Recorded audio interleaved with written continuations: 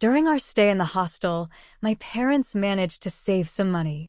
They also borrowed the rest of the money they needed and bought a plot of land in the city. The plot of land came with a magnificent garden and an unfinished big house, which my parents finished over the summer. Accordingly, we moved into our new private home. Meanwhile, my mom's sister, Aunt Melissa, had bought a delightful one-bedroom apartment on the opposite side of town. This meant that she and her husband moved farther away from us, resulting in us seeing each other less often. Both my mom and Aunt Melissa worked at the same hospital, my mom as a nurse and Aunt Melissa as a doctor. Sometimes Aunt Melissa would come to our house on weekends to take a sauna bath, at first accompanied by her husband, but then she began to come alone. However, as was customary, the sauna trips were followed by heavy drinking. If Mom drank a little to keep her company, Dad and Aunt Melissa drank more than usual. As a result, Aunt Melissa would stay overnight more often than not. The intoxicated auntie would go to the guest house alone because she had been spoiling herself with alcohol and couldn't get around on her own. Eventually, my father succumbed to his drinking, periodically not coming home for the night. As an excuse, he would make up stories about drunkenly spending the night at friends' houses. Naturally, each of his domestic escapades led to a violent scandal. Mother tolerated all this, tolerated to the last. However, when kind-hearted people reported that father not only excessively consumed alcohol, but also engaged in numerous adulteries with one woman, the patience of Mother finally burst. So she began divorce proceedings and demanded a division of property. Again borrowing a substantial amount of money, Mother paid father half of the cost of the house and property, after which they separated, and he moved to live with his own mother. Of course, to live in a private house without a man is difficult, so all the men's work at home almost entirely fell on my shoulders. But there were advantages to it. Dad was such a bore that spoiled my whole life. Unlike him, my mother treated me well, and I was even glad that my parents separated. I had my freedom. Mother still left for work early at the beginning of 7 and returned around 6 o'clock in the evening, and weekends were busy with household chores. She was usually punctual and never stayed late at work. But this Friday, she stayed longer than usual and came home late with Melissa. They were celebrating some event at work and were quite tipsy, having brought more snacks and drinks with them. I realized the banquet was going to continue. Actually, my mother rarely drank before she divorced my father, only when she was a guest and only a little. But here I was surprised. It was the first time I'd seen my mother in such a state. She had a lot to drink, not to mention my aunt, who was very drunk. But nevertheless, she brought food to the table in the guest room, and she and Melissa sat there at the table for a long time, drinking a little at a time, discussing women's problems.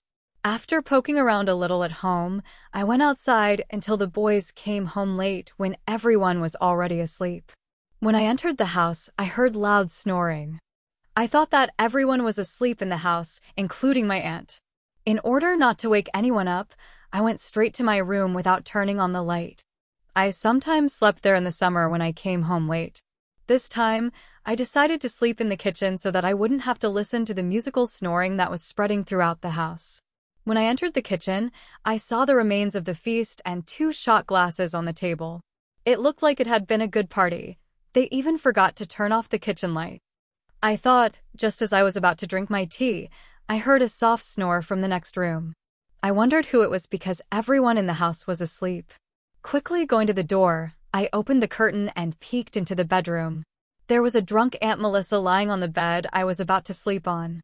It was stuffy in the bedroom, so Aunt Melissa was only in a light t-shirt and shorts. I stood at the bedroom door and looked at her sleeping. After standing like that and thinking for a while, I decided to at least examine my aunt from all sides. The thought even made my lower abdomen tingle. I gathered my courage and slowly made my way towards her. My thoughts began to fantasize while continuing to make sure she didn't wake up. I decided to be brave, but I didn't know how it would end. I had already taken over my mind, unable to think of anything at that moment. She suddenly woke up, and I expected her reaction. By her actions, she made it clear that she didn't mind. We quickly closed the doors and got down to business. I was experiencing indescribable bliss and turbulent emotions. Toward morning, I quietly ran out of the room so my mom wouldn't see us. Proud of myself that I could do such an act, I went to sleep in the house on my couch, not realizing that my mother could see me. I woke up in the morning feeling a mixture of emotions, excitement over what had happened with Aunt Melissa, but also guilt and worry that my mom would find out. When I walked into the kitchen, Mom was already making breakfast. She gave me a warm smile and said, "You look tired. Didn't you sleep well?" I hesitated, wondering if she had somehow guessed. A few minutes later, Aunt Melissa appeared, looking slightly disheveled but acting demure. We said hello politely. Mom suggested that Melissa join us for breakfast before heading home, and she agreed. Throughout the meal, I avoided making eye contact with Melissa for fear that Mom would notice. When Melissa left, Mom said she had a little too much to drink last night. "I'm glad we have a guest room so she didn't have to drive home," she added. I nodded, feeling relieved that she didn't suspect anything. Over the next few weeks, I often thought about that occasion of the night with Melissa. I wanted more, but I didn't know how we could do it again. One Saturday, while my mom was working the night shift, I received a text from Melissa asking if I was home alone. My heart raced with excitement. Within an hour, she was already standing on our doorstep, smiling slightly at me. We started right where we left off, and our meetings continued in secret for months. It was our exciting little secret. At some point, Melissa wanted more. She asked me to go out of town with her for a weekend. As tempted as I was, I just couldn't bring myself to leave my mother. Eventually, Melissa said she couldn't settle for just brief moments here and there. She started seeing a doctor from her hospital. I was heartbroken when we stopped seeing each other, but with time, I was able to move on with my life and even rebuild my relationship with my father a little. Now, Melissa and I are still friends when we see each other, but we keep our past affair to ourselves. I will never forget that incredible summer.